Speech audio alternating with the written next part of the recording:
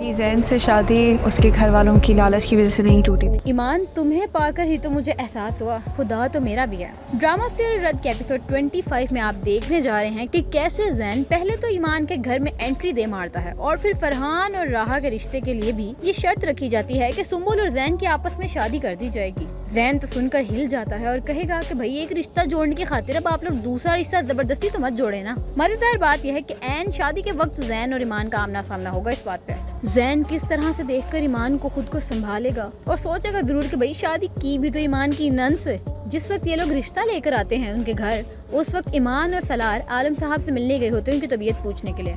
वापस आने के बाद ये सारी स्टोरी सुम्बुल सलार को सुनाती है। अब पीछे बैठी ईमान इस सारे मसले में जैन का नाम सुनकर हिल जाती है कि भाई ये कौन सा जैन आखिरकार। अब सलार उसे बताएगा कि पहले इस सिचुएशन में मैं फंसा हुआ था, लेकिन मैंने तुमसे शादी कर ली और अनफॉर्चुनेटली सुम्बुल की शादी टूट गई। इस पे ईमान उसे कहेगी कि जैन तुम्हें मुझे बताना चाहिए था ना, तो मुझे बताया क्यों नहीं तुमने। तो फिर सलार शायराना अंदाज में जवाब देता है, आपने कभी पूछा ही नहीं, और अब जब बात आपसे तुम पर आ ही गई है तो बाकी सारे फासले भी मिट जाएंगे हमारे दरमियान से। उधर जमील सवेरा पर कड़ी नजर रखे हुए है कि कहीं सवेरा का कोई अफेयर तो नहीं चल रहा समीर के साथ। एक तरफ तो सारी फैक्ट्रियों पे कब्जा करने के ख्वाब लिए बैठा है जामिन। कामरान तक को ऑफिस से निकाल बाहर किया उसने और अपना होल्ड रखा हुआ है हर चीज के ऊपर, सब चीजों पे। और तो और सलार को भी कह देता वो कि भाई मैंने भी अपना खून पसीना एक करके सारी इन्वेस्टमेंट्स की हैं इन कंपनियों में, मैं तो इनको हरगिज तुम्हें बेचने नहीं दूंगा। जिसपे सलार कहता है कि ओ इन्वेस्टमेंट्स, मैं लुटाऊंगा आपको आपकी सारी इन्वेस्टमेंट्स, वो भी सूद समेत। जरा मुझे ये तो बताएं कि आखिर आपने इन्वेस्ट क्या किया है। क्योंकि अब ईमान सलार की ताकत बन चुकी है, इसीलिए अब सलार किसी से भी टक्कर लेने से नहीं घबराता।